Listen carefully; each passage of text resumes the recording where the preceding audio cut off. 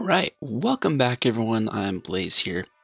So this video is about Gina, how to set it up. I get a lot of questions about what my UI is, and my UI is simply just two things.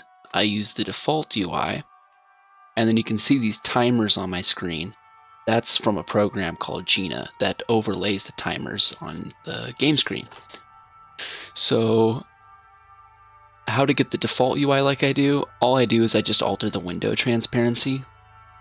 Honestly, that's all I do. So you just right click on a window, go to Window, Alpha, Beta Level, and set it to wherever you want. If you set it to 0, it'll be completely invisible after a couple seconds pass where you haven't put your cursor over it. So that's all it is for that. And I prefer to use the default UI because from my understanding, every single time that there's a patch, it jacks up all the custom UIs that are available. I mean, the custom UIs look way better, but if they're just going to be made invalidated every single month that there's a patch, I just don't even want to bother with it. So I just use the default UI.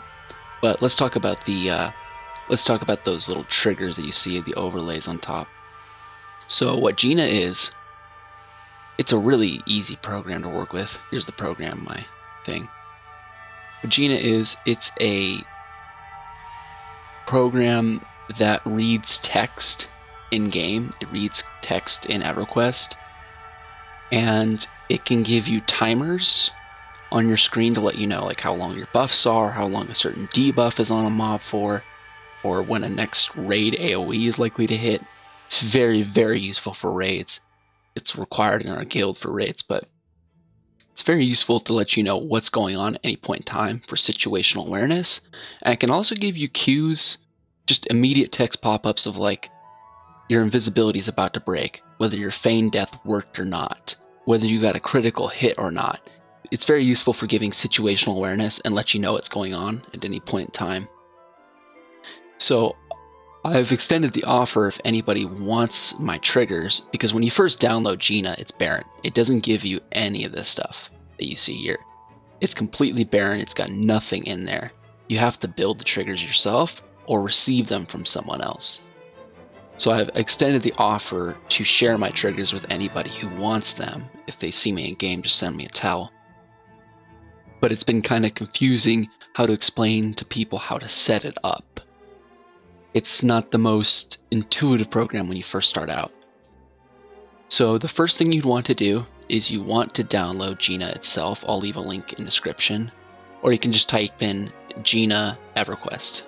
Yeah, Gina EverQuest. And that's the first link. And it has a download option in here. Yeah, download Gina. It's really quick. And once you got Gina downloaded, it'll give you a barren screen, and it won't give you any of these. These are my character profiles. It won't give you any of these.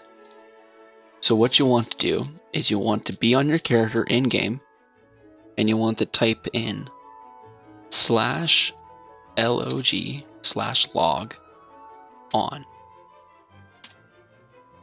And you should see some text that says logging to eqlog.txt is now on. So you want to turn your log file for your character on. And what that does is if you open up to your EverQuest directory, I have it on my hard drive, my C drive. If you open up your EverQuest directory where all your game files are, and you go to this little file called logs right here, you'll see the log files for all your different characters if they're turned on. So I turned on my log files for Eodorian Bank, and it's right here. So that's the file that Gina is going to read from. So the log file is where all the text and where all the cues of your in-game character go to, and that's what Gina reads. So this has to be on. So it's there. We see it's there. So what we're going to do is we're going to have Gina up, and we're going to click this button called Add. And we need to find that log file in that EverQuest directory and just click Open. And you can change the name, whatever you want to be. Oh, you can change monitor on startup. That's nice. And click Save.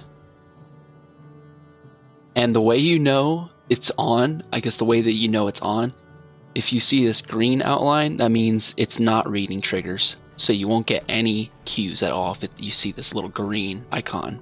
But if you see this red icon with the little stop button in it, that means it's currently on. It's currently active and it's currently reading for triggers. So that's how you start the profile. And then if you're going to receive triggers from me in game, what you want to do next is you want to click down this little drop down, click on settings, and go to sharing. And what you want to do is click share invitations from anybody. Accept share invitations from anybody. If you don't do this, I can send you a million tells in game and you won't be able to receive the files at all. And what will happen is what I'll do is I'll highlight all the things, send to clipboard, quick share, and then all I have to do is send a tell to you in game where I just copy and paste. It sends a file thing. All I have to do is copy and paste that message to you, and if your Gina's reading, it'll put a pop-up on your screen asking if you want to share or you want to accept those triggers. And that's it. Once you say yes to that, you will have all the triggers that I have. And then next, what you want to do is make it a little bit less messy. So when you first start out, this is a lot of triggers.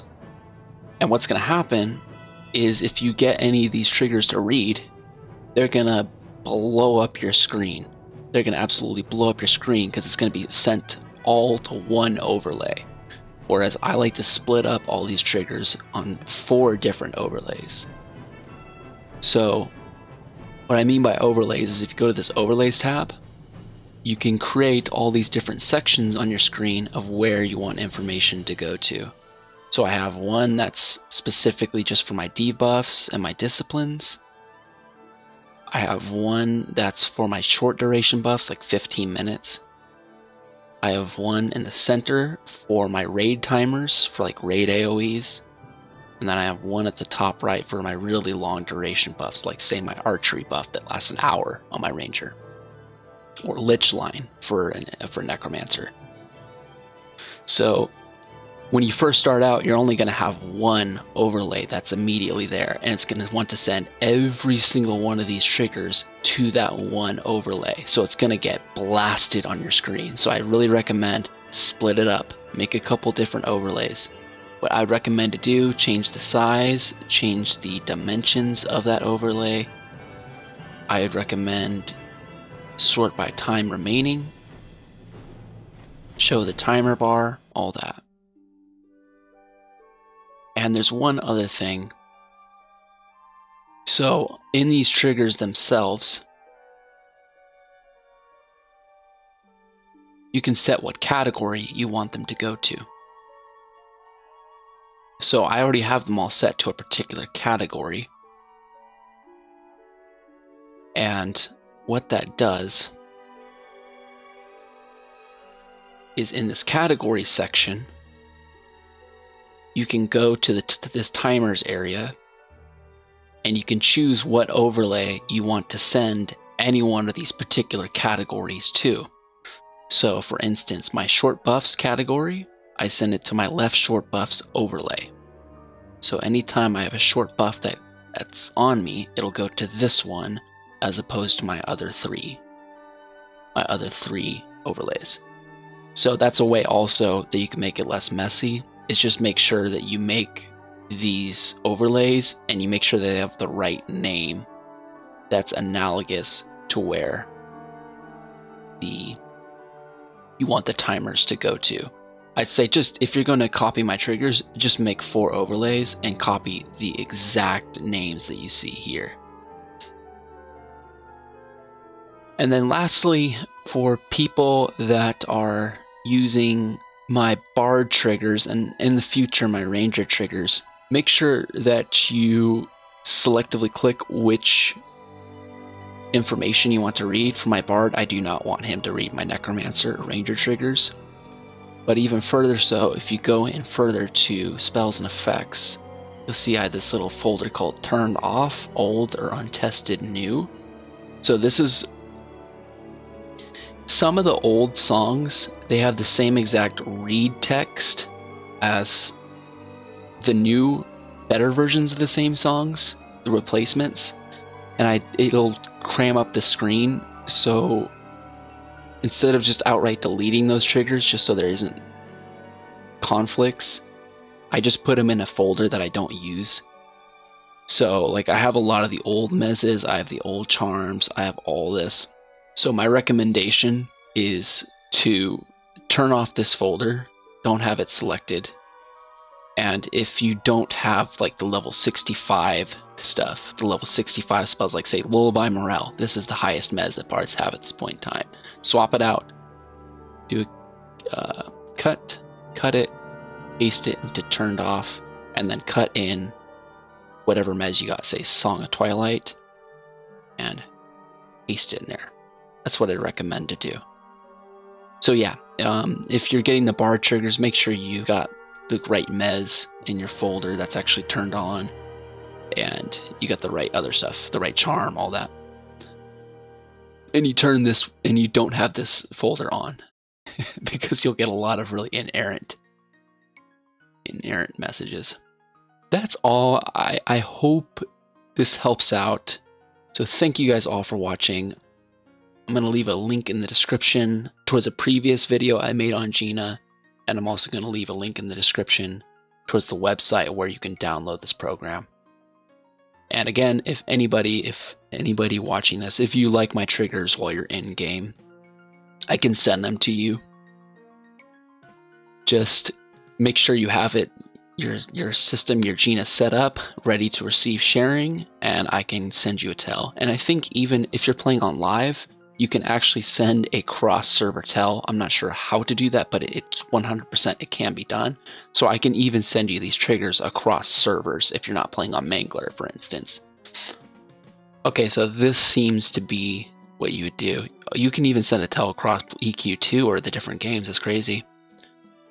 Because I had a friend send me a tell from Agnar when I was playing on Mangler. So this is what you want to do. Might take a little bit of finagling, but yeah, that's the general format. So it'd be like /t space mangler.aonic. So thank you guys all for watching. I'll see you in the next video.